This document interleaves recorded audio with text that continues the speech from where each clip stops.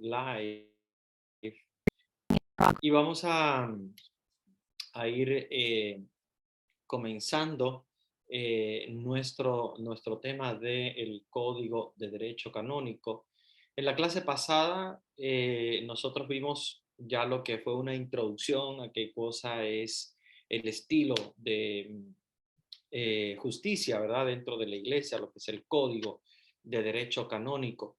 Entonces, nosotros ya hoy vamos a adentrarnos a estudiar directamente cada uno de los libros del Código de Derecho Canónico que rige la iglesia actual. Entonces, recuérdense que el Código de Derecho Canónico es, digamos así, como la constitución, ¿verdad? Para un país. Cada país tiene su constitución con sus leyes. El Código de Derecho Canónico es como la constitución para nosotros como Iglesia Católica. Entonces allí está plasmado todo lo que son las leyes, tal y como Dios las ha querido revelar a su iglesia y cómo su iglesia se ha de alguna manera agrupado y de alguna manera pues estructurado en torno a unas leyes. Si nosotros vemos y nos preguntaran qué diferencia, ¿verdad? Grande desde el punto de vista legislativo tenemos nosotros con las otras eh, mm, iglesias o sectas, pues nosotros muy claramente podemos ver que nuestra iglesia católica, a diferencia de las sectas y de otras iglesias tradicionales, nosotros tenemos un código de derecho que nos ayuda sobre todo a mirar juntos hacia una misma perspectiva. Si nosotros miramos, por ejemplo, otras iglesias, la diferencia grande que tienen con nosotros es que no hay una legislación, y donde no hay una legislación, pues obviamente cada quien hace como le parece, y esa es la diferencia que nosotros tenemos acá en la Iglesia Católica. Nosotros tenemos unas leyes claras, ¿ok?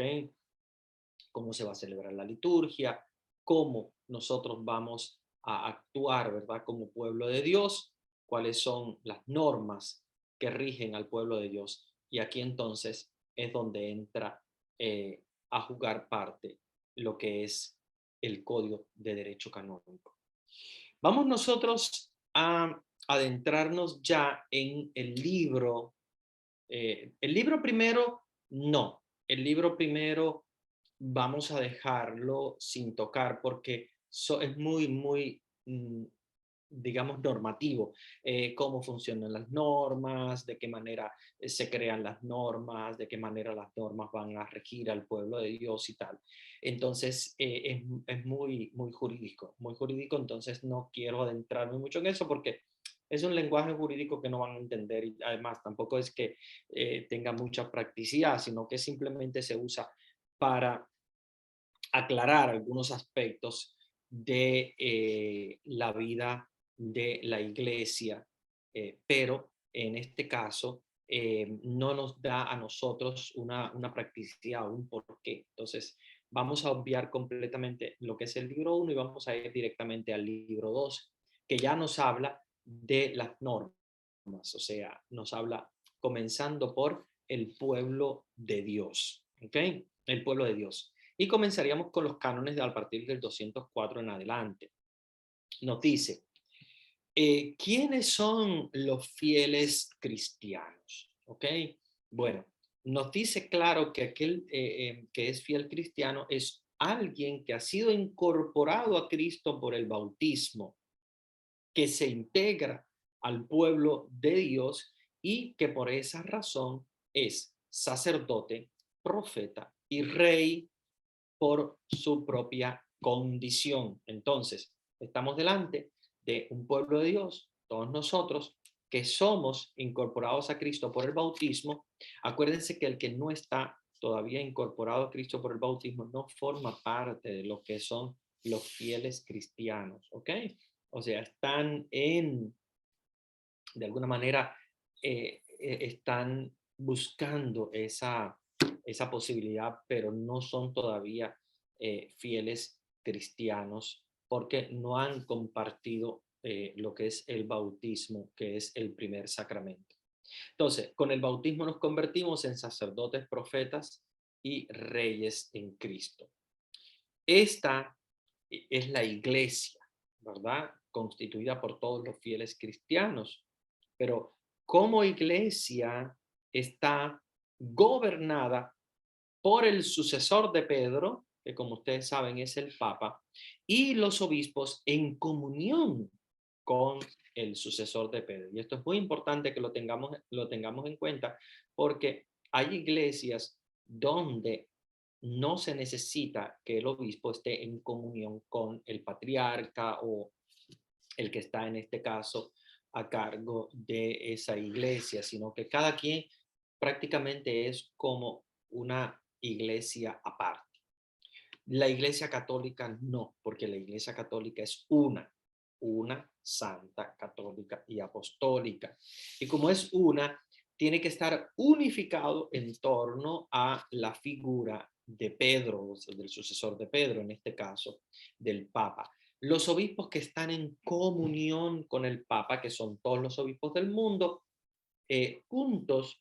junto con el Papa, y ahí forman el concilio, eh, ellos legislan también en sus diócesis y en la Iglesia Universal, pero en comunión con el Papa.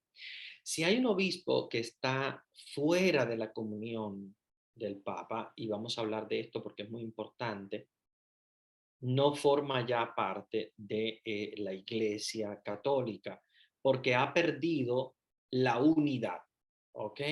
Pierde la unidad, por ejemplo, en el caso Monseñor Lefebvre, que fue un obispo católico francés que quiso alejarse de la comunión con el Papa. No, no estoy hablando de la actualidad, estoy hablando de muchísimos años atrás, en torno ya al Vaticano II, estamos hablando de los años 1960 y tantos, eh, ya pierde la comunión con la Iglesia Universal, porque él quiere seguir unas normas, unas tradiciones que no están en comunión con el Papa ni con los demás obispos. Entonces, quien no está en esa comunión ya completamente sale de lo que es la función de la unidad de la iglesia. ¿Ok? Acuérdense que la iglesia tiene una unidad y no puede desmembrarse. ¿Ok?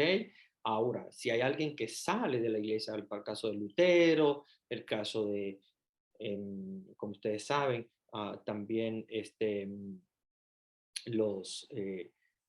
patriarca de Constantinopla, cuando la división con la iglesia católica en, en el cisma de Oriente, y así, ellos pueden salir de la iglesia católica, pero ya no forman parte entonces de la comunión. Cuando salen, pierden la comunión con la iglesia católica. ¿Ok? Ahora, ¿puede una persona o un fiel o alguien que haya salido de la iglesia católica volver? Sí, la iglesia siempre es padre, puede volver, pero obviamente tiene un proceso, porque acuérdense que la iglesia tiene sus normas, ¿ok? Siempre vamos a hablar en el Código de Derecho Canónico de las normas. Entonces, para estar y formar parte de la iglesia constituida por Cristo, tiene que el fiel cristiano y el ordenado formar parte de la comunión de esa iglesia universal, o sea, en plena comunión. ¿Y esa plena comunión qué significa? Profesión de fe, sacramento y régimen eclesiástico. Son tres aspectos que tenemos que tener una unidad. ¿Ok? Profesión de fe, lo que creemos.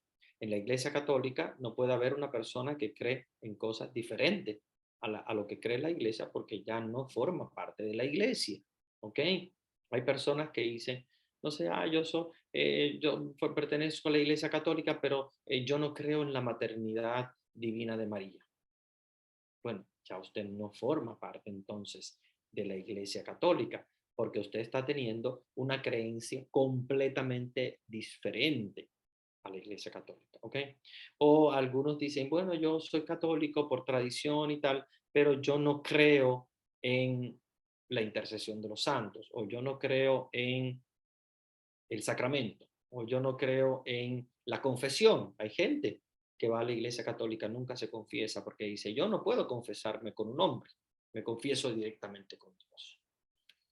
Pues estás equivocado porque Dios mismo ha dicho, a quienes ustedes les perdonen los pecados les quedan perdonados y a quienes ustedes les retengan los pecados les quedan retenidos. Eso lo dijo Jesús a los apóstoles.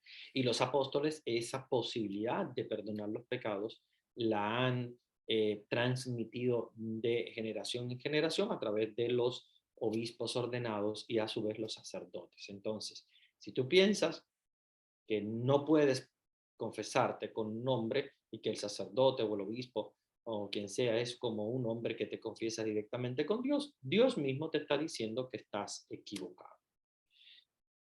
Entonces, esa gente que tiene unas ideas contrarias, diferentes a la que tiene la Iglesia Católica Universal, esas personas simplemente no forman parte de la iglesia. Puede que participen en la misa, puede que vayan a una iglesia, pero no forman parte de la comunión de la iglesia. Y esto es muy importante que lo sepamos. Para formar parte de la comunión con la iglesia tenemos que estar vinculados. Vinculados quiere decir unidos en tres cosas importantes. Profesión de fe, o sea, lo que creemos. Lo que creemos es lo mismo, ¿ok? Entonces, profesión de fe, creemos en lo mismo. Sacramentos, tenemos los mismos sacramentos y participamos en los mismos sacramentos. Participamos en el bautismo, participamos en la Eucaristía y participamos en los diferentes sacramentos de la iglesia. Y el régimen eclesiástico es la tercera realidad por la cual nos unimos. Cuando me refiero al régimen eclesiástico, quiero decir que es lo que es la parte de, digamos, el modo de gobierno de la iglesia, ¿ok? Régimen eclesiástico. Acuérdense, cuando escuchan eclesiástico, viene de iglesia, eclesia. Eclesiástico es eclesia, o sea, iglesia. Y el régimen eclesiástico es el régimen por el cual seguía toda la Iglesia Universal. Y aquí estamos hablando del Papa, los cardenales, los obispos, los sacerdotes, los diáconos, religiosas y fieles laicos. ¿Ok? Bien. De una manera especial, también con la iglesia están vinculados los catecúmenos. Vuelvo siempre a hacer la diferencia porque yo sé que algunos de ustedes, padre, y entonces, ¿qué pasa con ese grupo neocatecumenal o de los neocatecúmenos? Es diferente, ¿ok? Recuérdense que cuando hablamos de los catecúmenos, nos estamos refiriendo a aquellos que no están bautizados, que son adultos, que no están bautizados y que están en proceso para convertirse en iglesia, o sea, ser recibidos plenamente dentro de la iglesia a través de el bautismo. Ahora, el movimiento neocatecumenal no son catecúmenos, ellos ya están eh, dentro de la iglesia, solo que ellos toman el nombre de neocatecúmenos o movimiento neocatecumenal porque sus fundadores quisieron que las personas que ya estaban bautizadas, tal vez incluso de pequeño, pues tuvieran la oportunidad de hacer un proceso para revivir lo que hacían los antiguos antes de bautizarse. Y cuando me refiero a los antiguos, a los catecúmenos en la antigüedad, cuando hacían todo, bueno, no es la antigüedad, de hecho lo hacen todavía en la actualidad, solo que ahora hay muy poquitos catecúmenos porque casi todos se bautizan de pequeños y no se hacen todos esos pasos, pero hay muchos pasos, ustedes saben que ya les compartí a ustedes cuando hablamos de la liturgia y vimos la liturgia del bautismo, vimos que tiene muchas partes el ritual del bautismo de adulto, que no se hace mucho porque, vuelvo y repito, casi todos los bautizados son de adultos, pero obviamente tiene una simbología muy interesante.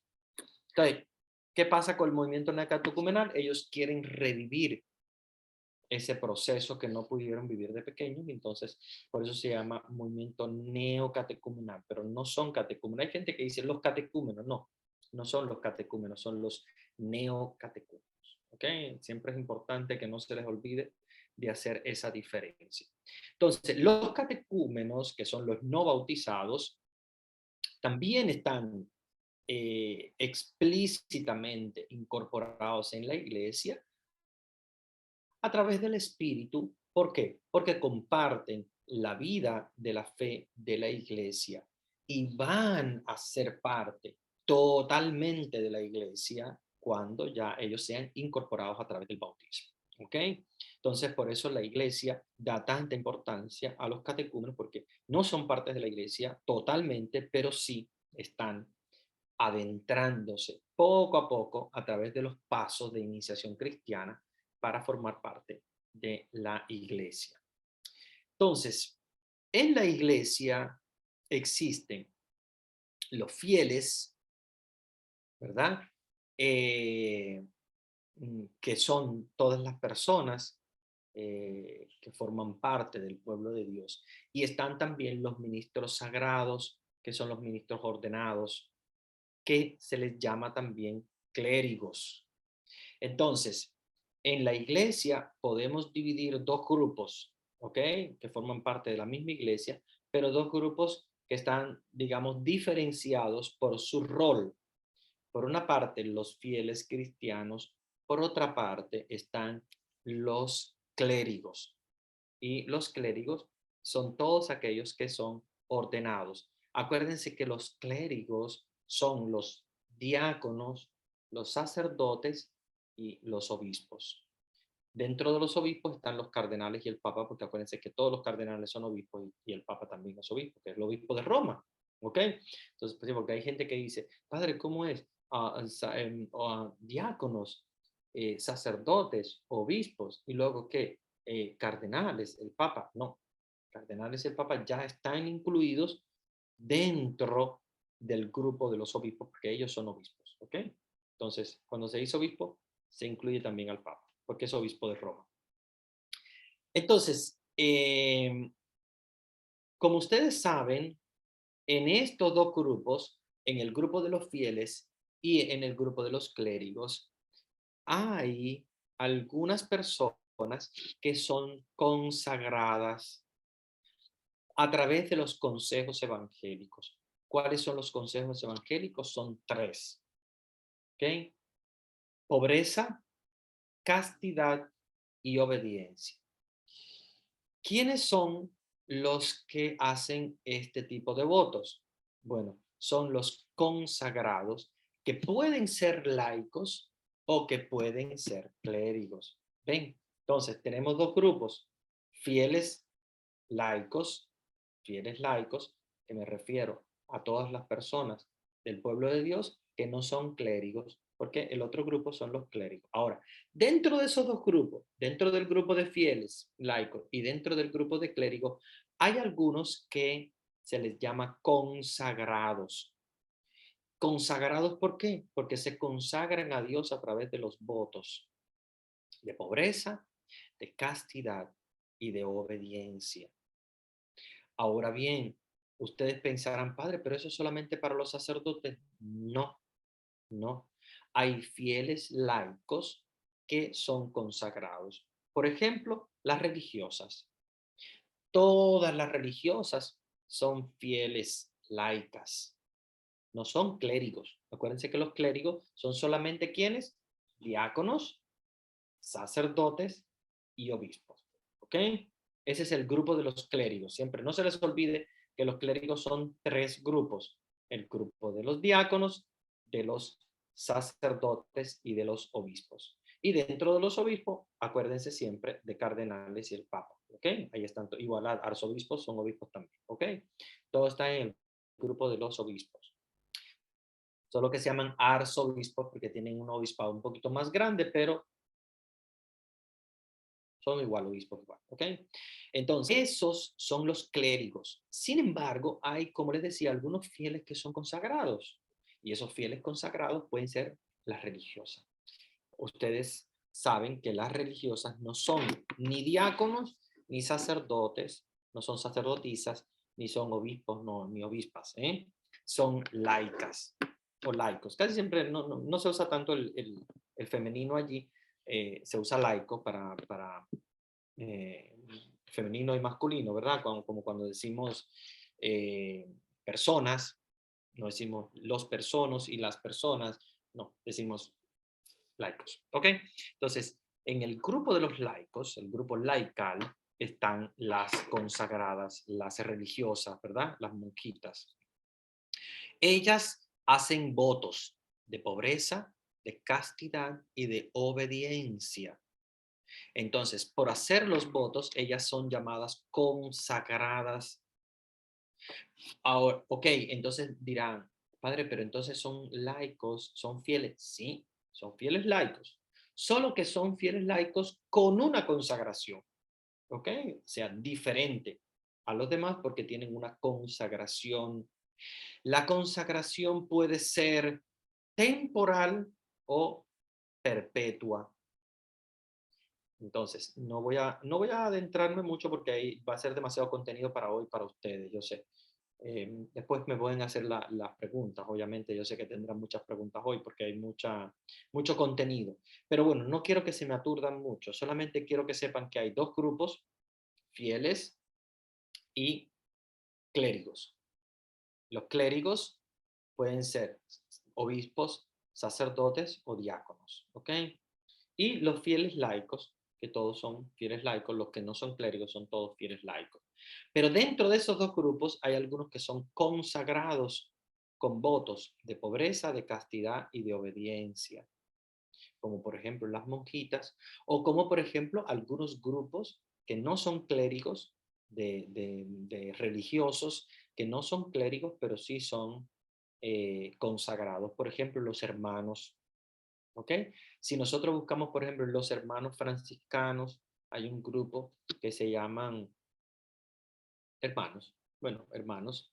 De hecho, San Francisco no llegó a ser sacerdote. Quiso quedarse simplemente como hermano, hermano Francisco. Y dentro de la familia franciscana hay hermanos. Los hermanos de San Juan de Dios son todos hermanos. Los hermanitos de Charles de Foucault son todos, bueno, no todos, hay algunos que son sacerdotes, pero muy poquito, la mayoría son hermanos.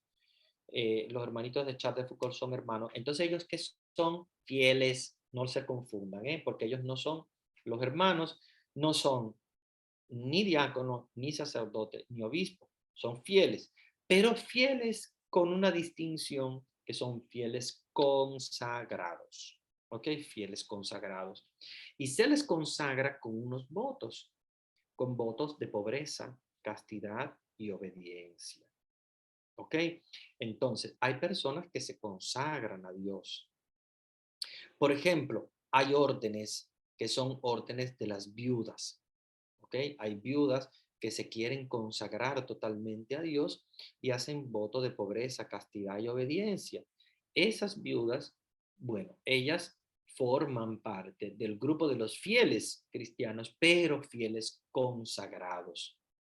Entonces, la consagración puede ser temporal o puede ser perpetua al Padre. Y entonces, ¿cómo es que se hace temporal o perpetua? Uno escoge. No, siempre hay que mirar las constituciones de cada una de las congregaciones, porque si la congregación tiene una constitución que dice, generalmente casi todas tienen en sus constituciones que hay que estar 6 años con votos temporales. ¿Para qué? Bueno, para probar, porque no todo el mundo que hace los votos está convencido totalmente. Hay gente que dice, sí, yo quiero hacerla, pero si estás convencido, si quieres hacerla, pero en obediencia a las constituciones y al mandato de la iglesia, primero hay que probar y estar 6 años renovando cada año la profesión. Entonces, renuevo por un año, renuevo por 2 años, o sea, por otro año más, por tres, y así sucesivamente hasta que lleguemos al sexto año. Ya el sexto año, ya el fundador o el superior te va a decir, bueno, ¿ahora qué? ¿Ya quieres realmente ser perpetuo? ¿Te gusta? ¿Tienes realmente la vocación para eso? Ah, bueno, entonces eres admitido a los votos perpetuos y se hacen entonces los votos para toda la vida. Pobreza, de castidad y de obediencia. ¿Ok? Entonces eso es muy importante que lo tengamos en cuenta. ¿Quiénes pueden hacerlo? Todos los fieles cristianos que estén llamados a una vocación particular, o sea, no es cualquier tipo de vocación, es una vocación religiosa, ¿ok? Entonces, si están llamados a una vocación religiosa, pueden permanecer siendo fieles cristianos y hacer sus votos. Hay diferentes congregaciones, miren, yo no voy a hablar mucho de congregaciones porque ahora más adelante vamos a hablar de esas congregaciones, pero para que ustedes sepan, hay congregaciones que no están viviendo en una casa religiosa todos juntos. La mayoría de las congregaciones están en casas religiosas, pero hay otras congregaciones porque hay gente que dice, ay padre, a mí me gustaría consagrarme a Dios, pero yo tengo a mi mamá enferma que tengo que cuidar. Bueno, hay congregaciones donde sus miembros viven en sus propias casas, viven sus votos de pobreza, castidad y obediencia desde sus propias casas y siguen su vida normal, incluso su trabajo, su vida normal, pero son consagrados. Incluso hay algunos que, aparte de ser fieles, consagrados con los votos, ustedes no van a saber que están consagrados por los votos porque tienen, además de ellos, tienen un voto de silencio donde no pueden comunicar que son consagrados. Yo sí los conozco porque obviamente he recibido los votos de algunos, sobre todo hay mujeres, muchas mujeres consagradas así de esa manera. Eh, por ejemplo, hay un instituto secular, se llaman institutos seculares.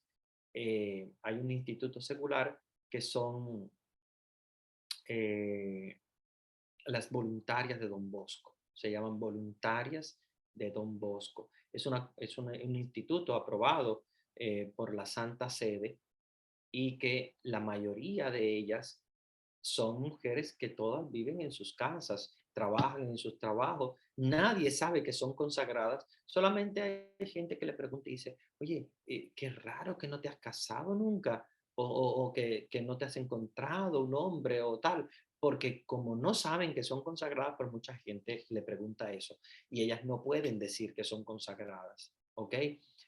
Porque tienen eso como en sus constituciones, o sea, la reserva, o sea, reservar ese secreto que muchas veces ni siquiera la familia lo sabe, ni siquiera su mamá o su papá o sus hermanos saben que son consagradas. Ellas simplemente hacen la consagración en silencio, hacen sus votos temporales, hacen los votos perpetuos y permanecen con sus votos perpetuos así para toda la vida, viviendo desde sus casas y nadie lo sabe. Y hay gente que dice, oye, ¿y esta por qué no? Y yo a veces sé por qué no están casados o porque no tienen pareja.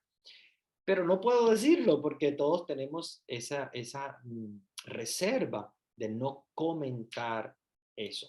Entonces, esa manera es una manera interesante, bonita, de consagrar su vida al Señor con los votos de pobreza, castidad y obediencia a través de los votos temporales y luego de los votos perpetuos y pertenecer a un instituto.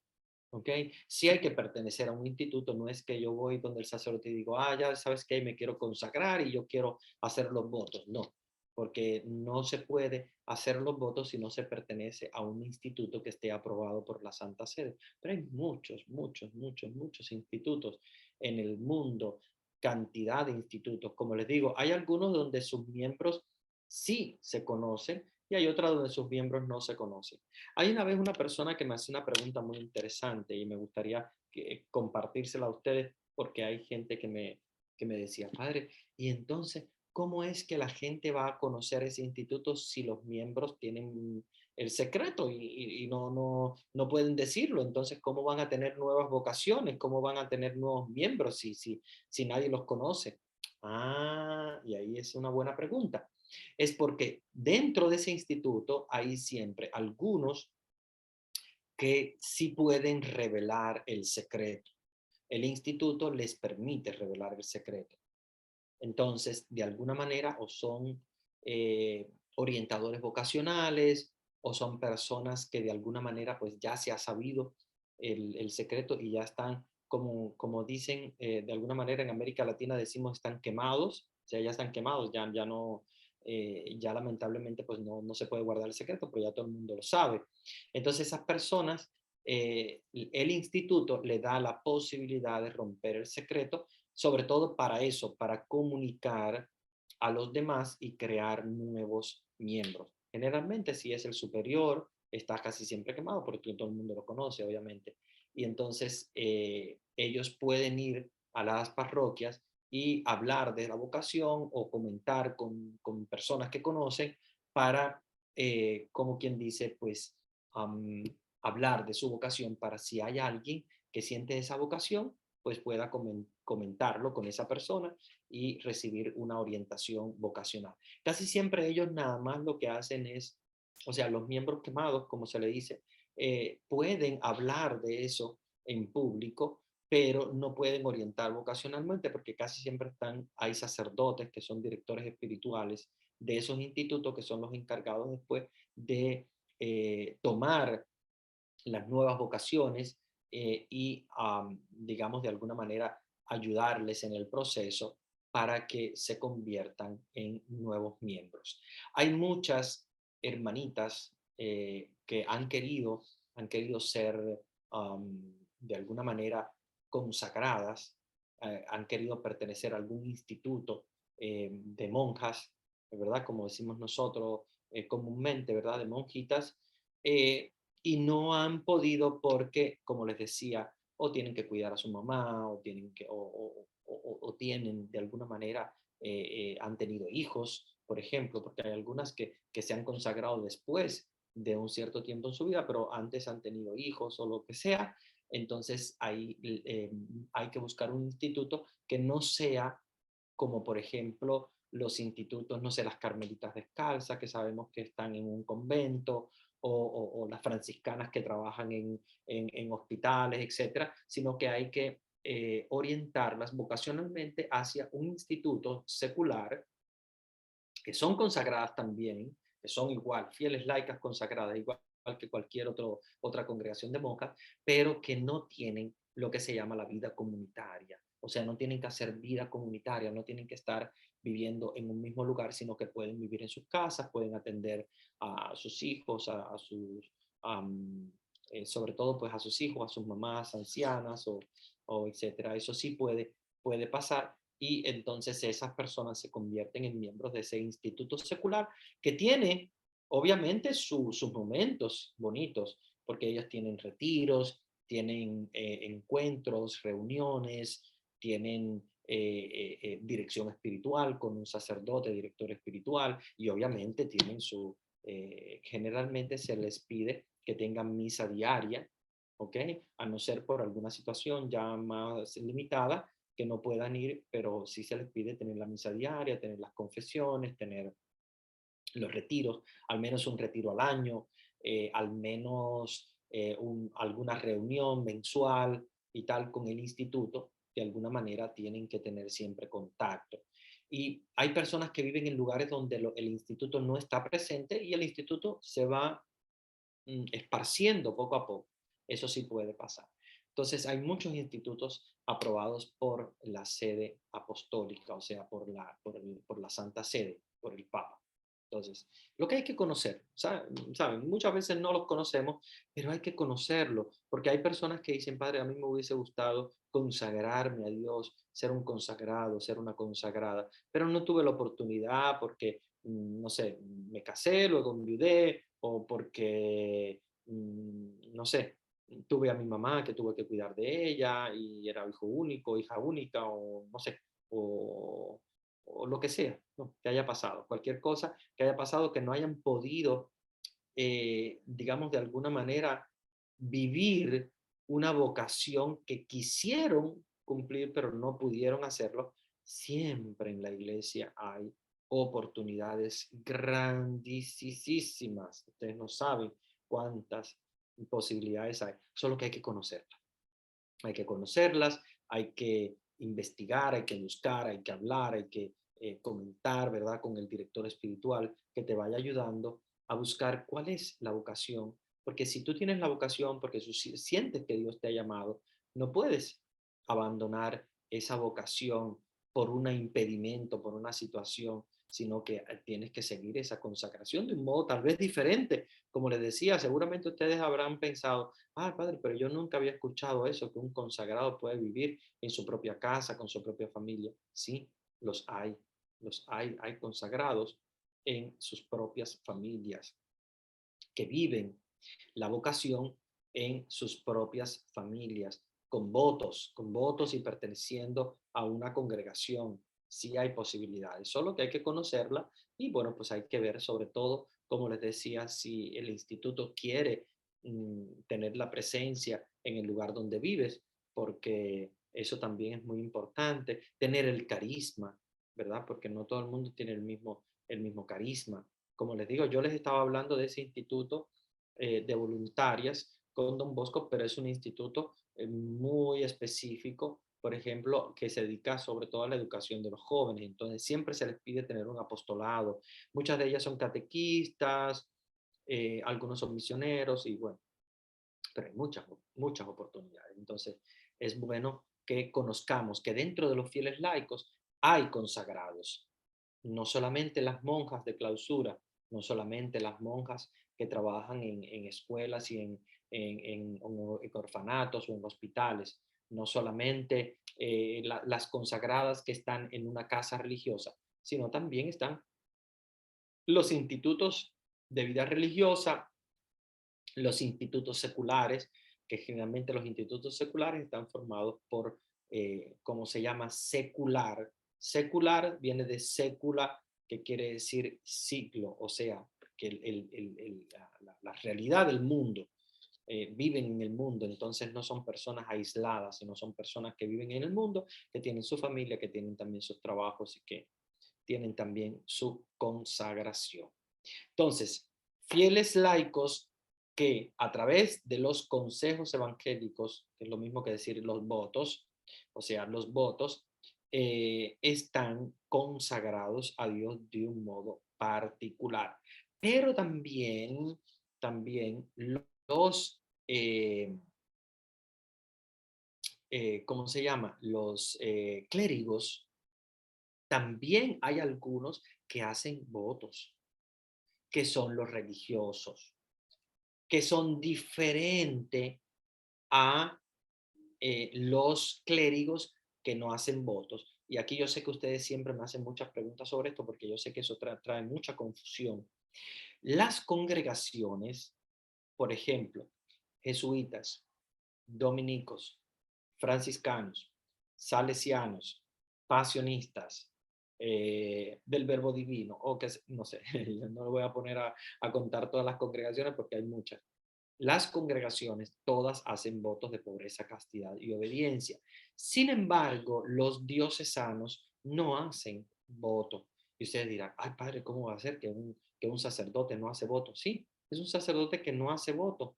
Los diocesanos no hacen voto, hacen una promesa, se llaman promesas. Y es la promesa del celibato y la promesa de obediencia a su obispo. ¿Ok? Es diferente a los votos. Los votos son tres: pobreza, castidad y obediencia. La promesa que hacen los diocesanos es una promesa mm, de obediencia al obispo y lo hacen el día de su ordenación y hacen también una, digamos de alguna manera, un celibato, ¿verdad? Una promesa celibataria que no es un voto como tal. ¿Ok? Entonces eso para que lo tengan en cuenta, porque quienes hacen voto de consagración son las congregaciones o las órdenes. ¿Ok? Después les voy a hablar de las órdenes y las congregaciones porque las órdenes son un poquito más antiguas y las congregaciones son un poquito más modernas. Las órdenes generalmente son la orden de los dominicos y la orden de los franciscanos, que son las más antiguas. Y bueno, hay otras también que son más monásticas, como por ejemplo la orden de San Benito, los benedictinos, eh, la orden de San Agustín, que son los agustinianos, que es la OSA, le llaman la OSA porque la orden de San Agustín son las siglas, y la orden de San Benito, que son los benedictinos, la orden de frailes menores, que son los franciscanos, la orden, la orden de predicadores, que son los dominicos. Son poquitas órdenes, generalmente son las más antiguas. Y las congregaciones son más modernas. ¿Qué diferencia tienen? Bueno, prácticamente la única diferencia que tienen es la antigüedad. Las órdenes son más antiguas, las congregaciones son más modernas, pero prácticamente tienen casi la misma, como diríamos, la misma, las mismas constituciones, o sea, semejante. Acuérdense que las constituciones son como digamos las leyes que están dentro de una propia congregación o de una propia orden. Y cada orden tiene sus constituciones aprobadas siempre por la Santa Sede. Si no es aprobada por la Santa Sede, no puede ser constituida la orden o la congregación. Y las congregaciones son un poquito más modernas, es la única diferencia que tienen. Las órdenes generalmente son más monacales, o sea, viven en monasterios, franciscanos, dominicos, benedictinos, viven en monasterios, y las congregaciones viven en casas religiosas, se le llama casa religiosa, un poquito diferente, ¿no? Entonces, unas son monasterios y las otras son casas religiosas. Bien, entonces, bueno, ya estamos adentrándonos bastante en cuanto a lo que es las leyes de la iglesia. Vamos a ver ahora las preguntas porque seguramente tendrán varias preguntas y antes de pasar al siguiente tema, quisiera, ¿verdad? A tratar de ver eh, con ustedes algunas dudas, algunas preguntas que tengan, que han colocado aquí en el chat y que podamos leerlas para poder ayudarnos todos y llegar, ¿verdad? A subsanar algunas dudas, algunos interrogantes que tengamos. Bueno, hay una acá que dice, cuando algún católico se va de la iglesia y luego regresa, ¿no tienen que hacerse sus sacramentos de nuevo? Una pregunta muy buena, una pregunta muy buena. Si un católico, pongamos que haya hecho todos sus sacramentos, pongamos que se haya bautizado, que haya hecho la primera comunión, que se haya confesado, que haya hecho la confirmación y se haya casado por la iglesia y todo. Se aleja de la iglesia y pongamos que nunca frecuenta más la iglesia, se aleja completamente, o de lo contrario se va a otra iglesia, no importa. Donde haya ido, cuando regresa a la iglesia, recuérdense, todos los sacramentos son signos y sellos, no se quitan. O sea, no se quitan. De ninguna manera cuando regresa tiene que hacer de nuevo los sacramentos. No, no tiene que bautizarse de nuevo, no tiene absolutamente que confirmarse de nuevo, no. La única cosa que obviamente tendría que hacer este fiel cristiano es, número uno, confesarse, ¿verdad? Porque si se ha alejado de Dios, obviamente ha acumulado una serie de pecados. Entonces tiene que confesarse y dentro de la confesión, yo diría que el confesor o director espiritual tendría que ayudarle a volver a integrarse dentro de la iglesia a través de la confesión, puede ayudarle a integrarse dentro de la iglesia, pero puede confesarse y comulgar, porque obviamente, como ustedes saben, no tiene que pasar por un proceso de realizar de nuevo los sacramentos, porque los sacramentos son sellos, son marcas, quedan allí, nadie se las quita porque se fueron a otra iglesia o porque se fueron a...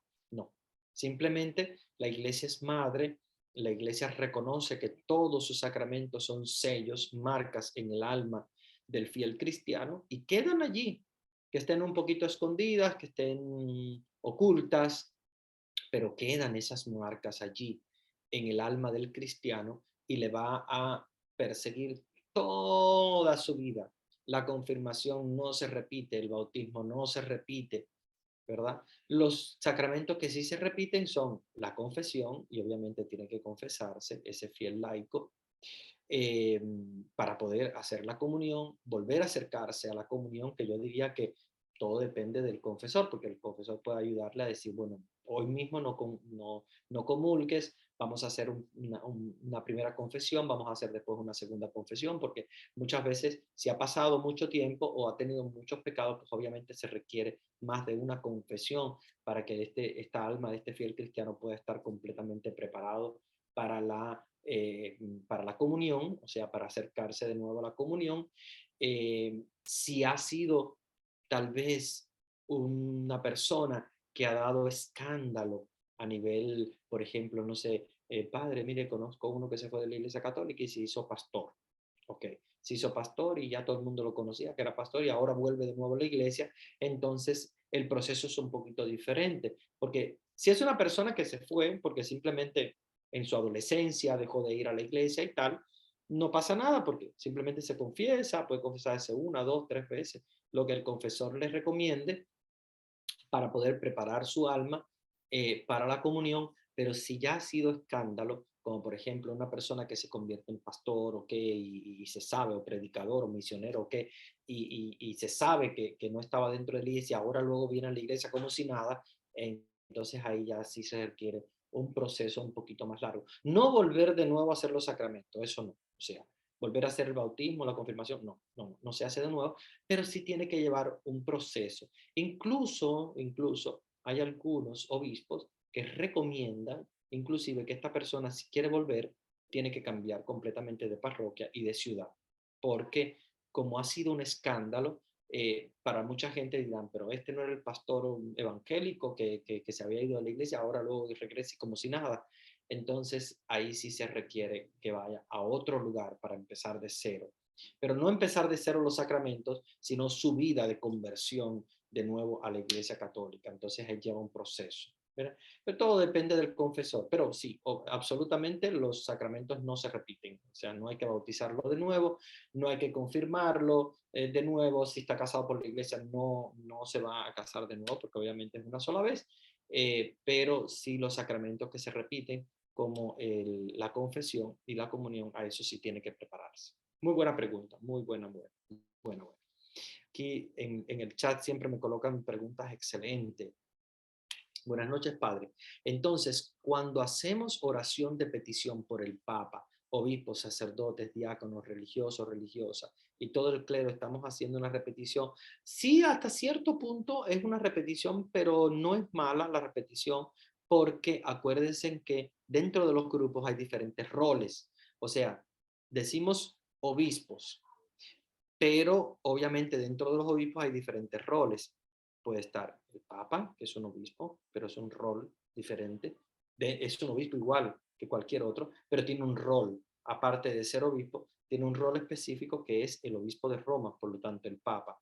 Eh, y claro, obviamente cuando hablamos de religiosos, religiosas, muchos de ellos son sacerdotes y a veces decimos por los sacerdotes, por religiosos y religiosas, entonces habrían personas que caen en los dos grupos, pero no es una repetición, sino simplemente es una distinción de roles. O sea, porque acuérdense que dentro de la iglesia hay grupos grandes, pero dentro de esos grupos grandes hay otros pequeños grupos.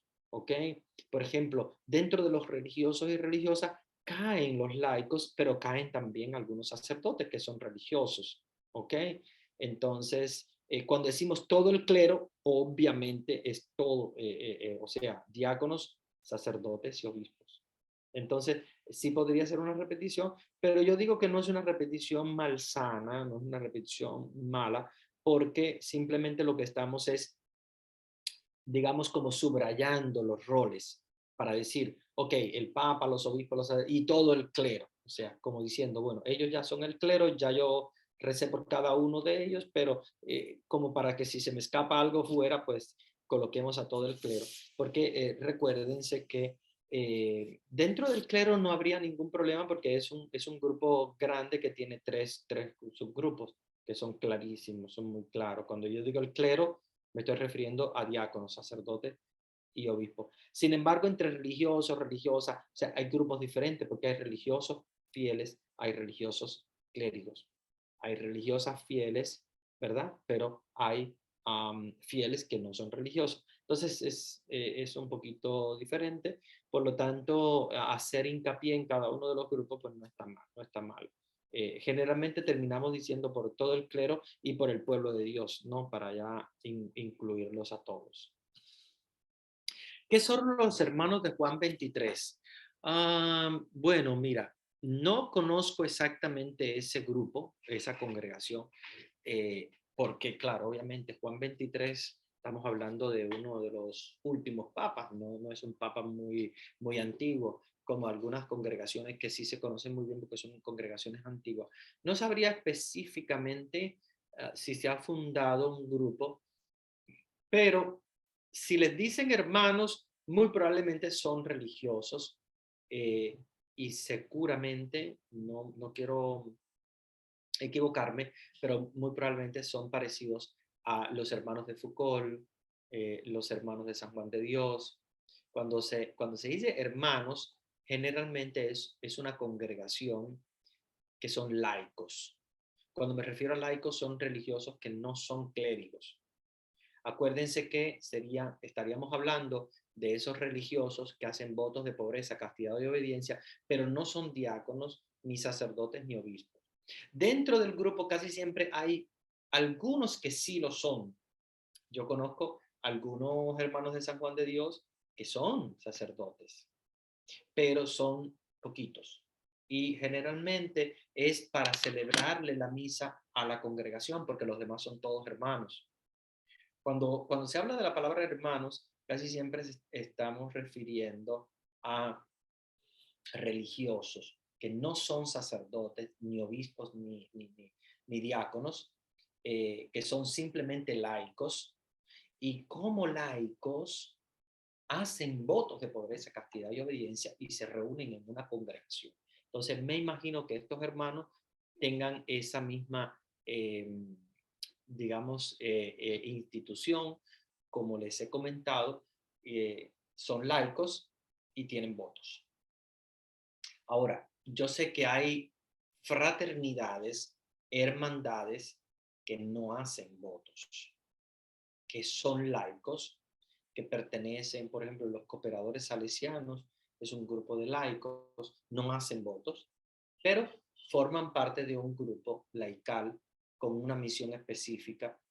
Los terciarios franciscanos también es un grupo laical que son laicos que no hacen votos, pero tienen una misión específica. Hay, ahora no recuerdo exactamente todos los grupos laicales porque hay muchos. Casi cada congregación tiene su grupo laical, ¿verdad? Sé que, por ejemplo, de las siervas de San José tienen un grupo que se llama Josefinas, que son casi siempre exalumnas de ella. Es un grupo laical, no hacen votos, son fieles laicos normales, como quien dice, ¿verdad? Pero tienen siempre una misión como llevar adelante lo que es la misión de la congregación. En este caso, por ejemplo, la Josefina sería por José, por San José. Pues se llaman Josefinas por eso. Y tienen la misión de llevar lo que es el trabajo. Acuérdense que San José es el patrono del trabajo, el hombre trabajador. Y bueno, tienen sus misiones, sus vocaciones específicas, ¿verdad? Pero a la vez son laicos, no hacen voto, esos son casados. Por ejemplo, las órdenes, casi siempre las órdenes terciarias, y les voy a explicar por qué se llaman terciarias. Casi siempre las órdenes terciarias son, en la mayoría de ellas, son laicos, que no hacen voto ni nada, y de hecho están casados algunos, tienen hijos normal, pero forman parte del grupo de los terciarios. Y se le llama terciarios porque casi siempre es la tercera fundación que hace el fundador. Casi siempre el fundador hace una congregación de sacerdotes, una congregación de monjas, de religiosas, y una para los laicos, pero en este caso son laicos que no hacen votos, o sea, laicos que simplemente comparten la misión, ¿ok? Les gusta la misión. Por ejemplo, los cooperadores salesianos no hacen voto, ¿ya? Ellos lo que hacen es una promesa de seguir la misión de San Juan Bosco, por ejemplo, en este caso, y llevar la misión de San Juan Bosco, que es la educación de los jóvenes, a sus casas, a sus trabajos, algunos son educadores, etcétera, ¿no? Entonces, para que ustedes más o menos distingan, no vaya a ser que piensen, ah, pero este grupo será que hizo los votos de pobreza, castidad, obediencia, y cómo es que son casados. Es porque son terciarios. O sea, digo, yo le llamo terciario porque los franciscanos usan ese nombre de terciario para decir que son los terceros, ¿ok? Primero fundan una congregación casi siempre de sacerdotes, luego ese mismo fundador hace una de monjas y casi siempre ese mismo fundador hace después una de laicos con esa misión. Entonces, los sacerdotes y las monjas sí hacen voto, pobreza, castidad y obediencia, pero el laico en este caso específico, de los grupos terciarios no hacen votos, sino hay gente que dice, no, padre, pues yo no me siento bien en mi matrimonio, etcétera, y quiero consagrarme a Dios, pero no con votos, sino con una promesa de seguir una congregación, con una misión y apoyar esa congregación, esa misión, pero vivir en mi casa y normal, mi familia, mis hijos, etcétera. Bueno, eso también hay posibilidades. Hay muchas congregaciones, o sea, grupos terciarios que pertenecen a diferentes congregaciones, entonces es un grupo muy lindo también porque tienen la posibilidad de llevar adelante esa misión, pero sin tener la obligación, en este caso, de hacer votos, sino que quedan completamente en su misión matrimonial, su función matrimonial, de educación de los hijos, etc. Vean que para la iglesia, en la iglesia hay muchas oportunidades, solamente que la persona tiene que saber cuál es la vocación, cuál es a lo que Dios le manda, lo que Dios realmente está pidiendo de él o de ella, y buscar porque hay muchas opciones, hay muchas opciones. Buenas noches, padre. Ah, no, acá me quedé. Y los consagrados a la Virgen, ¿en qué lugar o categoría están? Esos son terciarios también. ¿Ven? Esa es muy buena pregunta. Cuando hay, por ejemplo, hay personas que se consagran al corazón de Jesús o se consagran a la Virgen o consagraciones diferentes, son consagraciones laicales. Son el tercer grupo del que yo les hablaba. O sea, no hacen votos de pobreza, castidad y obediencia, sino que hacen una promesa o una promesa al corazón de Jesús, que puede ser de confesarse y comulgar cada viernes y de misionar, o sea, la devoción del Sagrado Corazón de Jesús, extender la devoción a todas las personas que conocen, no sé, puede ser diferente la misión de cada grupo es diferente, pero no hacen votos, ¿ok? Entonces, los consagrados a la Virgen, los consagrados al Corazón de Jesús o los consagrados de alguna manera, como les decía, con el escapulario, el Carmen, etcétera, la Virgen del Carmen, son grupos que serían más o menos parecidos a los terciarios. No, no se llaman terciarios, yo les llamo terciarios, como les decía, para que ustedes logren distinguir qué cosa es, pero son aquellos que no hacen votos, ¿ok? No se hace voto, sino que se hace una promesa. Y es una promesa generalmente eh, con una intención determinada, con una misión determinada. ¿Ok?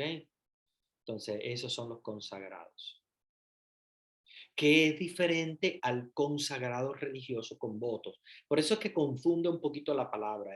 Yo quisiera que ustedes en el curso lograran aprender a diferenciar qué cosa es un consagrado por los votos, porque está consagrado con la consagración de pobreza, castidad y obediencia al consagrado a la Virgen con una promesa, o al corazón de Jesús, o consagrado como consagramos una casa, como consagramos una familia, como consagramos, ¿verdad? Al corazón de Jesús o a la Virgen o a alguna vocación, ¿verdad? De alguna manera. Entonces, eh, tienen que tener en cuenta porque se usa la misma palabra, consagrado, pero no es lo mismo, ¿eh?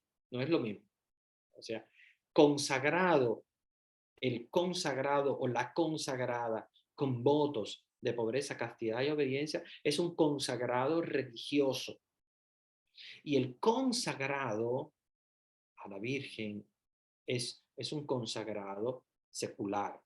Bueno, se usa la palabra secular, aunque es un poquito difícil o rara, pero secular porque quiero decir que son personas que viven en el mundo y que no tienen una consagración, no tienen voto, sino que simplemente están consagrados con una promesa.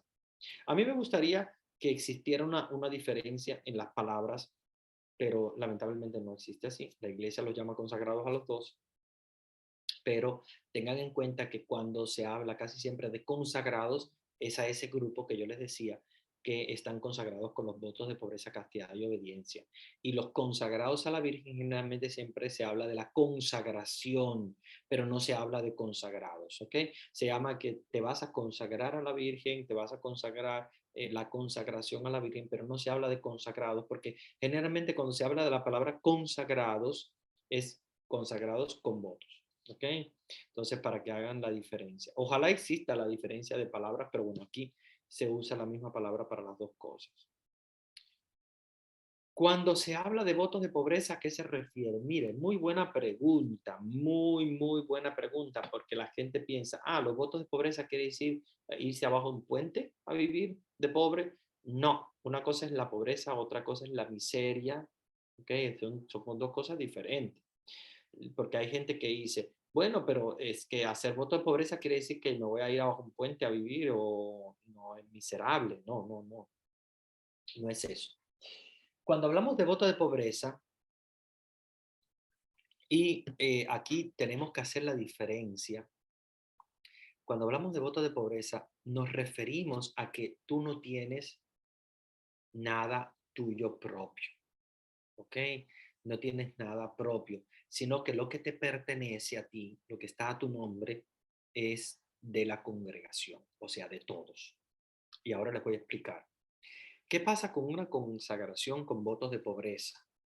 Consagración con votos de pobreza quiere decir que si mañana, por ejemplo, no sé, mi papá me regala una casa, ¿ok? O un carro, o lo que sea, no puedo yo ponerlo a nombre mío. ¿Por qué? Porque eso pertenece a la congregación. Claro, todo depende de los estatutos de cada congregación, porque cada congregación tiene estatutos diferentes. Hay congregaciones que dicen, ok, no importa, ponlo a nombre tuyo, pero ponlo a disposición de todos. O sea, que si alguien quiere, necesita ese carro, puede usarlo dentro de la congregación, ¿ok? Si es una casa para la congregación, que si mañana, por ejemplo, no sé, tu papá te dejó en herencia o tu mamá te deja en herencia una casa, esa casa pertenece a la congregación, ¿ok? No te pertenece a ti, sino que pertenece a la congregación porque tú formas parte de la congregación. Claro, también es tuya, porque tú estás dentro de la congregación, pero no es solo tuya. Ahí es donde está el voto de pobreza. La pobreza es poner todo en comunidad. O sea, no es tuyo, sino que es nuestro. Tienes un libro, ponlo en la biblioteca porque es para la comunidad. Tienes un carro, ponlo en el parqueo de la comunidad para que si tú lo necesitas lo puedes usar, pero si lo quiere necesitar otra persona, lo puede usar dentro de la congregación porque todo es el bien de todos. Porque como tú haces eso, también los demás lo van a hacer. También Pedro, Juan, y todos los demás consagrados lo hacen. O sea, que todos los consagrados, si ustedes van a ver, y bueno, no sé si ustedes tienen amigos religiosos, yo pienso que sí, porque la mayoría de ustedes yo sé que tienen amistades monjitas o que son religiosos de alguna congregación, porque ustedes conocen los franciscanos, los dominicos, los jesuitas, etcétera. Si ustedes conocen a alguno de ellos, ustedes le van a preguntar, padre o hermana, ¿usted tiene propiedad? O sea, ¿tiene una cuenta bancaria? ¿Tiene un carro? ¿Tiene una casa? ¿Tiene y le van a decir, no, no tengo nada. Todo lo que tengo es de la congregación. Sí, tengo una cama donde dormir porque obviamente tengo que dormir, no voy a dormir con otra gente, no puedo compartirla la cama, pero no es mía. O sea que en un futuro no se la puedo yo regalar a nadie porque es de la congregación. ¿Ok? Y cualquier cosa, un libro, lo que tenga, sí, lo estoy usando yo, lo tengo en mi propia biblioteca tal vez y tal, pero no puede ser solamente mío porque tiene que ser en comunidad. Entonces, los que viven juntos es más fácil. ¿Ok? Si por ejemplo hay una congregación donde hay congregaciones que tienen vida comunitaria, hay congregaciones que no tienen vida comunitaria, ojo con eso, porque yo les decía que la vivencia de los votos, pobreza, castidad y obediencia, lo puedes vivir también dentro de tu casa, quien está cuidando a su mamá enferma, etcétera. Bueno, esas personas que tienen vida comunitaria, que sí viven juntos, que no tienen este problema, por ejemplo, de tener que estar viviendo en su casa, sino que tienen una casa religiosa en común, esas personas es más fácil hacer el voto de pobreza porque todo lo que tienen allí, pues es de todos, ¿ok? Si, por ejemplo, son maestras y dan clases, ese salario no les llega a ellas o a ellos. El que hace voto de pobreza no recibe un salario. Su salario llega a la economía de la casa, que la lleva siempre una, que es la economa o el economo, y de allí se elige para los gastos. No sé, voy a poner un ejemplo. Yo doy clases, ¿ok? Y me pagan un estipendio o una limosna o lo que sea que recibas. Todo eso no te lo puedes quedar a ti, no puedes tener tu cuenta bancaria, sino que eso tiene que ir a la congregación. Y la congregación te va a dar lo que tú necesitas, eso sí, porque vas a decir, ah, pero la congregación se queda con todo y no te da nada. No, la congregación te va a dar de lo que necesitas, porque incluso si tú no estás trabajando y eres un viejito o lo que sea, la congregación tiene que proveerte de medicinas, de ropa, de lo que necesites. Entonces, todo va a la congregación, todos los bienes, ¿verdad? Los salarios, los inmuebles, todo va a la congregación. ¿Ok? A la economía de la congregación. Y la economía de la congregación, el superior casi siempre dice, bueno, mira, este necesita tal cosa, este necesita tal, y bueno, vamos a darle para que vaya y visite a sus padres, ¿no? Y entonces se le da un dinero que es solamente para pagar sus, no puede tener, o sea, el voto de pobreza es no tener recursos personales ni riquezas personales, ni tampoco, mucho menos propiedades ni nada de eso, ¿ok? Esta pregunta es muy buena, porque hay muchas personas que se confunden. La pobreza no quiere decir que vas a estar debajo de un puente, no. Si necesitas algo, vamos a buscarlo, pero no puedes tener acumulación de riquezas. Eso es el voto de pobreza, ¿ok? No vas a ser miserable, porque si hace voto de pobreza, no hay nadie que hace voto de pobreza que va a quedar miserable. Miserable no vas a hacerlo, porque de hecho a Jesús no le gusta tampoco, ni Dios, la miseria. Lo que le gusta es la pobreza, compartir, poner todas las cosas en común y de allí pues cada uno va pidiendo lo que necesita. Mire, necesito ir a una cita médica. Bueno, la congregación te lo provee, la congregación te busca el vehículo para ir, la congregación te paga la consulta médica, pero tú no necesitas tener dinero en tu bolsillo si no es necesario, porque obviamente tú has hecho voto de pobreza. ¿Ok? Eso es importante, pero no te vas a morir ni de hambre, mucho menos, ni tampoco de necesidad, porque la congregación tiene toda esta fuente para distribuir. ¿Y de dónde sale eso? Porque hay gente que dice, ah, porque las congregaciones que tienen dinero, que no sé qué y tal. No, no tienen dinero. Lo que tienen es un fondo porque reciben de sus miembros. Hay un miembro que da clase. Bueno, ese salario pasa a la economía de la comunidad. Si tiene un miembro que recibe una donación, que recibe una herencia, a cualquier cosa, va al fondo de la congregación y eso es para todos, ¿ok? Y como tú donaste, pues otros donan también, unos más, otros menos, algunos son más ricos, algunos son más pobres, pero todos tienen exactamente lo mismo porque la economía es para todos, ¿ok? Muy bonita la pregunta porque el voto de pobreza es muy hermoso, solo que es muy difícil, sobre todo para una persona que ya ha vivido con cuentas bancarias, con cosas personales, es muy difícil hacer el voto de pobreza. Entonces, bueno, si se prepara y quiere hacerlo, genial, pero yo sé que cuesta mucho trabajo. Generalmente lo hacen los chicos cuando ya tienen 17 años y entran en una congregación, hacen voto de pobreza. Es más fácil hacerlo porque obviamente en ese momento ya se acostumbran a vivir de esa manera. Pero quien se ha acostumbrado a tener de alguna manera algunas, no diríamos riquezas, pero algunas entradas, entonces es un poquito más difícil. ¿Ok? Bien. Bueno, voy adelante con las preguntas. Buenas noches, escribe Francia Polanco de República Dominicana.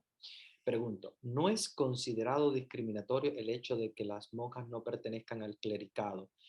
Mira, es una pregunta muy interesante, Francia, y de hecho algunas personas se lo han hecho.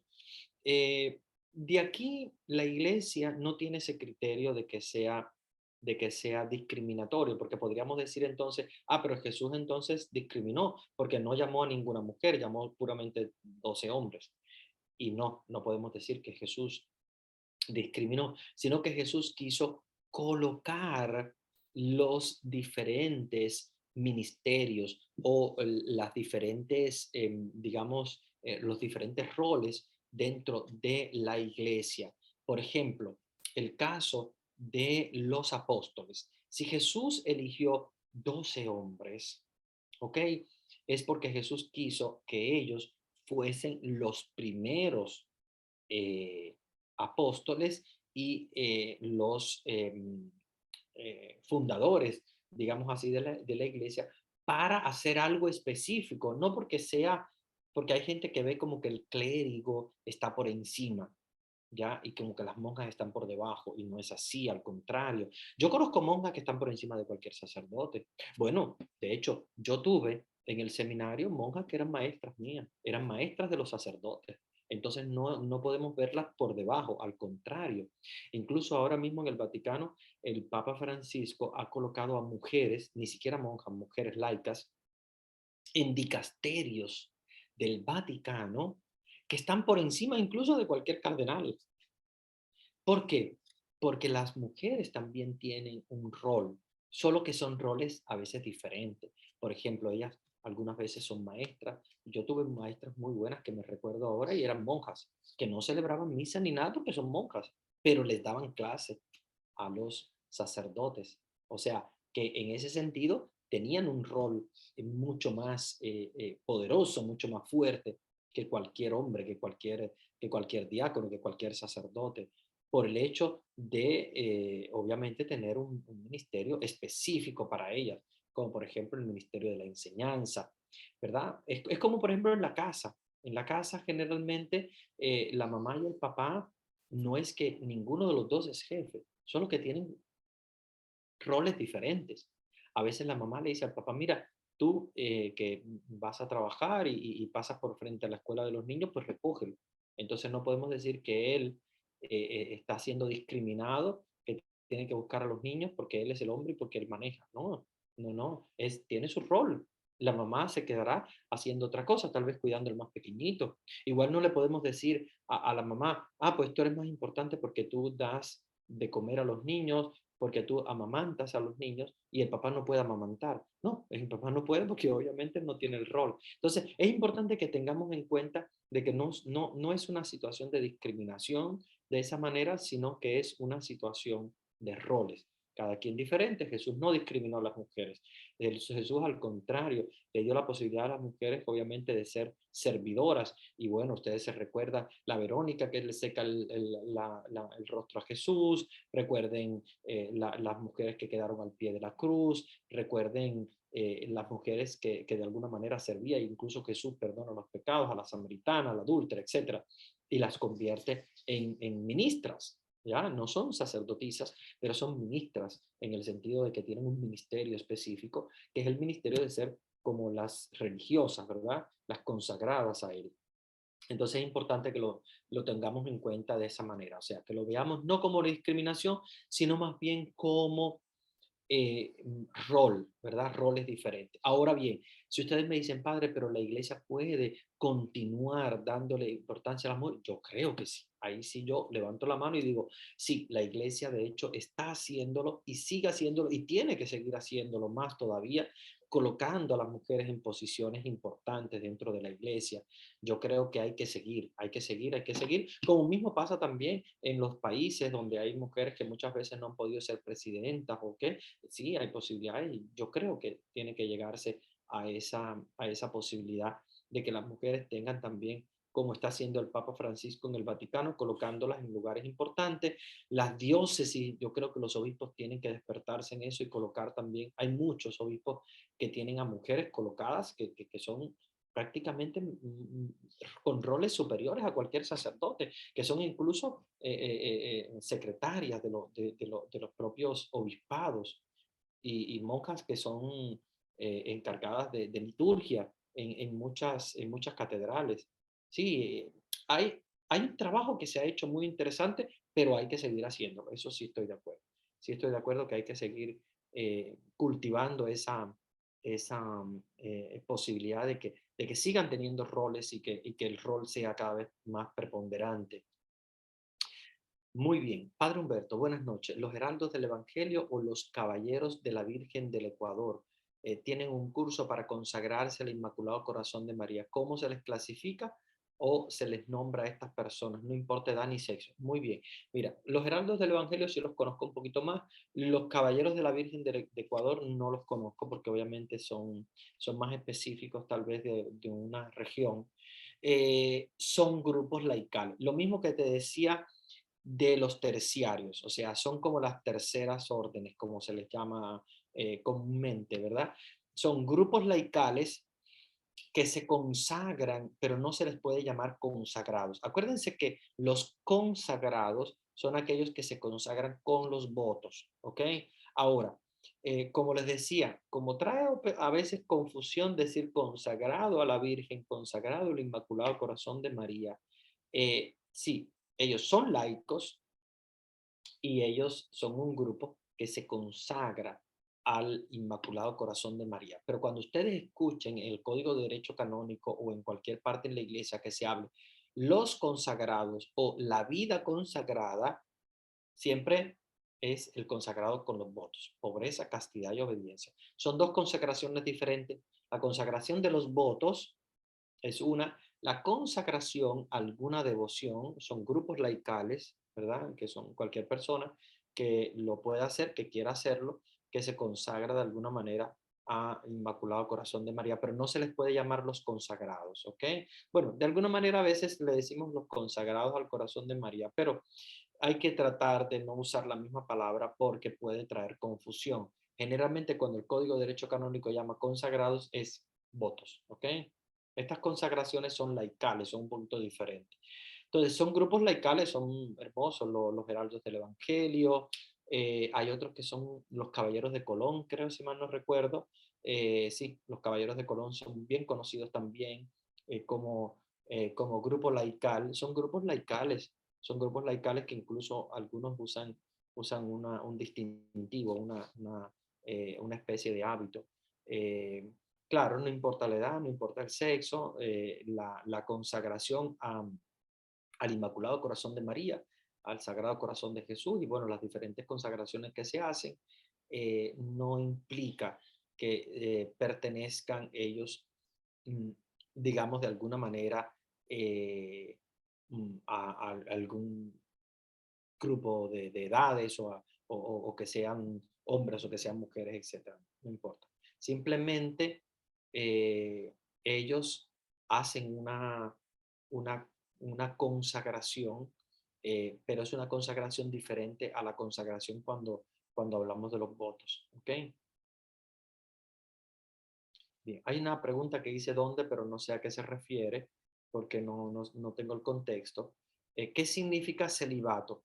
Buena pregunta, ustedes hacen unas preguntas muy buenas. Miren, el celibato es más o menos lo mismo que la castidad, solo que es diferente. A ver, ¿cómo decirle?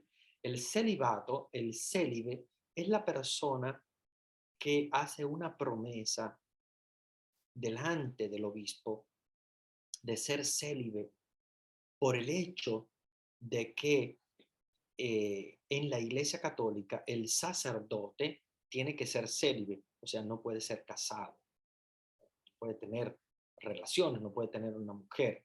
Entonces, por eso se llama celibato.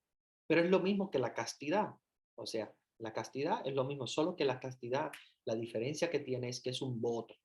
Y al ser un voto, entre el voto y la promesa hay una diferencia muy grande porque el voto, en este caso, se hace directamente a Dios. Y cuando se hace directamente a Dios, eso nadie lo puede romper. La promesa que se le hace al obispo, sí, porque la iglesia misma puede cambiar las cosas. Por ejemplo, si en un futuro, no sé, pongamos lejano, no sé, de aquí a 100 años, qué sé yo, no sé a cuánto, o a 15 o a 20 o a 50 años, en la iglesia, un sínodo, por ejemplo, o un concilio, pongamos un concilio que más fuerte, decide que pueden ordenar a, para sacerdotes, ordenar para sacerdotes, aquellos que son casados, por ejemplo, los diáconos que son casados, ordenarlos para, o sea, ordenarlos como sacerdotes. Si la iglesia en algún momento lo decide, no estoy diciendo que lo vayan a decir, es un ejemplo hipotético que pueda pasar. Los únicos que pueden ser ordenados para eso serán los diocesanos porque hacen la promesa de celibato. Y ahí es donde viene la respuesta a tu pregunta, Dilia. Cuando nos referimos a el celibato es una promesa que se hace al obispo. No se rompe, obviamente, el que ya hizo esa promesa sigue. No es que hay gente que dice, padre, y si mañana dicen los sacerdotes ya se pueden casar y ya los sacerdotes, no, eso nunca va a pasar. El que ya hizo su ordenación como célibe va a permanecer así para siempre, no se va a poder casar. Si la iglesia hace un cambio, el único cambio que puede hacer es que ordena a personas ya casadas, ¿ok? Por ejemplo, un diácono que esté casado, entonces la iglesia podría, estoy diciendo algo hipotético, podría decir, bueno, vamos a ordenarlo como sacerdote, a él ya casado. Pero no es que los sacerdotes podrán como casarse, como que ahora sí ya libertad y vayan a casarse y tal. No, eso no se puede hacer. Eso no se puede hacer porque el que hace su promesa de celibato permanece para siempre. Ahora, como es una promesa, no es un voto directamente eh, con Dios. Si algún día hacen ese cambio, solamente los diocesanos, por el hecho de hacer promesa de celibato, son los que podrían ordenar a personas casadas. ¿Okay? Pero es hipotético siempre. Ahora, ¿qué pasa con los jesuitas, los franciscanos, los salesianos, los dominicos? ¿Todas las congregaciones que hacen voto? No. Ya ellos sí tienen que permanecer porque es un voto y además su congregación está creada para el voto. O sea que el voto está relacionado con la congregación. Por lo tanto, nadie que entre a esas congregaciones puede estar casado. ¿Ven? Entonces, eso es para que ustedes entiendan, porque hay personas que dicen siempre, si en un futuro pasa esto, bueno, si en un futuro pasara, que ya les digo, todavía es una hipótesis, no es seguro, ni tampoco es algo que se esté ahora mismo dialogando, pero pongamos que en el futuro se dialogue y bueno, se llega a la conclusión que sí, bueno, la Iglesia Católica tiene personas casadas, pero no es en Occidente, sino en el rito oriental. En el rito oriental hay algunos sacerdotes que sí son casados, pero ya han estado casados anteriormente y han sido ordenados casados y permanecen casados con esa mujer para toda la vida, durante toda su vida como sacerdotes. Los únicos que no son casados en el rito oriental son los obispos. Ah, bueno, y hay sacerdotes que quieren permanecer célibes también en el rito oriental. O sea, el rito oriental acepta que el sacerdote esté o casado o célibe. Ahora, cuando los ordenan, se quedan ahí para siempre. ¿Ok? Si, por ejemplo, en el rito oriental, pongamos en los sacerdotes católicos del rito oriental, cuando me refiero al rito oriental, siempre me refiero, por ejemplo, a Ucrania, es rito oriental, Bulgaria, toda esa parte del oriente, ¿verdad? Turquía, etcétera. Bueno, también Rusia. Yo tengo amigos sacerdotes que son incluso casados, pero son de rito oriental, o sea, son de, de esas regiones, que ellos también estudiaban en Roma. Entonces, estos sacerdotes ya estaban casados antes, incluso algunos de ellos desde jovencitos. Hicieron todo el seminario como casados y fueron ordenados casados. Algunos no, algunos le quisieron permanecer célibes y se les ordenó célibe. Ahora, pero si se ordena célibe una persona, tiene que permanecer célibe toda la vida. ¿Por qué? Ya se ordenó de esa manera. Si se ordena casado, tiene que permanecer casado con esa persona para toda la vida, a no ser que pueda llegar a ser viudo. Yo he conocido algunos diáconos que han sido ordenados diáconos casados, pero han enviudado. Entonces ellos pueden convertirse en sacerdotes porque ya son viudos. Conozco uno. Conozco uno que enviudó y se hizo sacerdote, un diácono. Padre, buenas noches, por favor. ¿Cuál es la diferencia entre el cardenal y el obispo?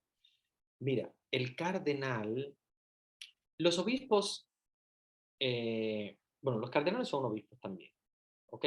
Todos los cardenales son obispos. Han tenido que pasar por eh, la ordenación como obispo. Ahora, algunos obispos que el Papa considera que dentro de su rol como obispo son destacados, muy importantes. Generalmente antes se escogía porque eran obispos de capitales, ¿no? Por ejemplo, en Ciudad de México, pues obviamente el obispo es un cardenal. En, por ejemplo, en la ciudad de La Habana y en Cuba, el obispo es un cardenal. Eh, no sé, en Perú, Lima, el obispo es un cardenal. En cada una de las capitales, casi siempre el obispo es nombrado cardenal. Ahora, con Francisco las cosas han cambiado un poquito porque no siempre nombra cardenales a los obispos de capitales, sino puede ser en un pueblecito ya perdido que nadie conoce. Por ejemplo, creo que lo hizo en Filipinas, que no es el cardenal, no es el obispo de Manila, sino de un pueblecito chiquitito por allá. Porque él, cada papa nombra cardenales a los que él considera que tienen una importancia muy grande dentro de la iglesia y una santidad muy grande, al punto de decir, bueno, esta persona puede llegar en un futuro a ser papa, entonces vamos a convertirlo en cardenal, porque acuérdense que ese es el proceso, ¿ya? Y solamente cardenales pueden haber 120 en el mundo. Cuando ya va bajando un poquito, que ya está como en 115, el papa nombra unos 20 más o algo y puede superar el número de 120, pero más o menos el número en total en el mundo deben ser 120. Algunos que van, bueno, 120, a ver, me quiero explicar, porque 120 menores de 80 años, porque cuando cumplen 80 años siguen siendo cardenales, pero ya no son electores, y por lo tanto ya son retirados, ¿ok? Entonces, es importante que tengamos la diferencia en eso, porque hay gente que dice, oye, pero si hay muchísimos cardenales en el mundo, ¿cuántos, eh, eh, eh, cuántos cardenales son los que van a elegir al Papa? Solamente son 120 los que son electores. Por ejemplo, en la actualidad ahora hay 223 cardenales, ¿ok? Pero no todos son electores, ¿ok? Cuando cumplen 80 años ya siguen siendo cardenales, pero ya no son electores, por lo tanto no forman parte del colegio, o sea, son parte del colegio cardenalicio, pero no del cónclave, ¿ok? Que va a elegir al Papa.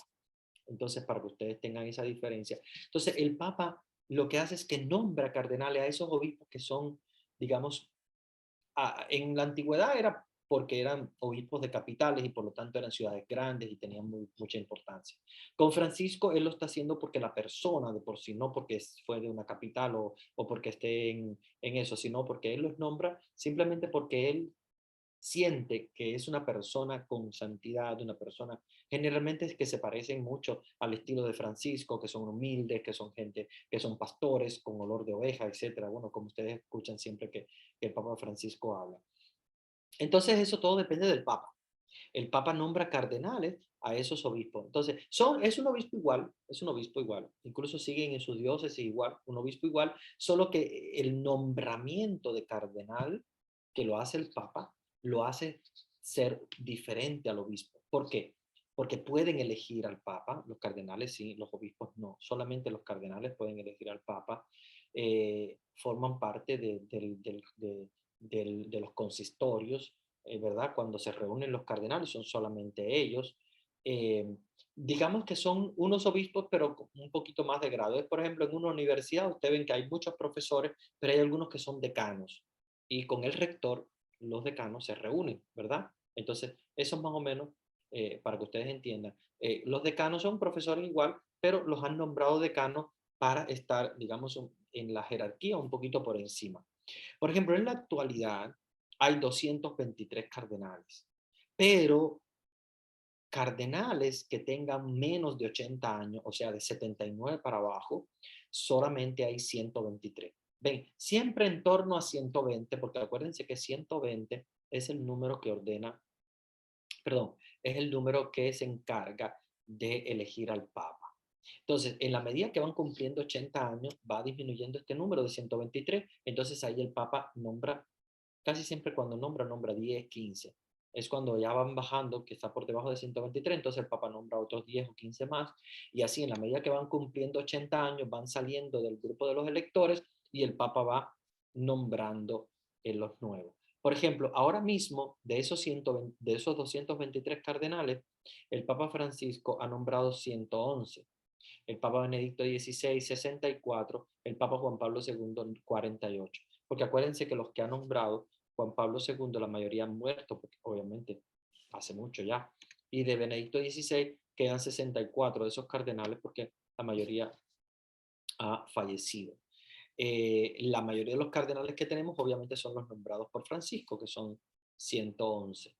Eh, de hecho, de los 123 cardenales que pueden elegir al Papa, 81 han sido nombrados por Francisco, lo cual es un número exageradamente grande, muy bueno, muy bueno. Incluso a mí me gusta mucho porque el estilo de nombrar los cardenales de Francisco, a mí me gusta mucho porque es un estilo muy cercano al pueblo, muy como les decía, ¿no? De pobreza, de entrega, de cercanía a la gente, el pastor cercano. Es decir, los últimos cardenales, bueno, todos los cardenales que ha nombrado Francisco, yo he estado súper de acuerdo porque los conozco, los conocía como obispo y realmente lo han merecido, realmente lo han merecido.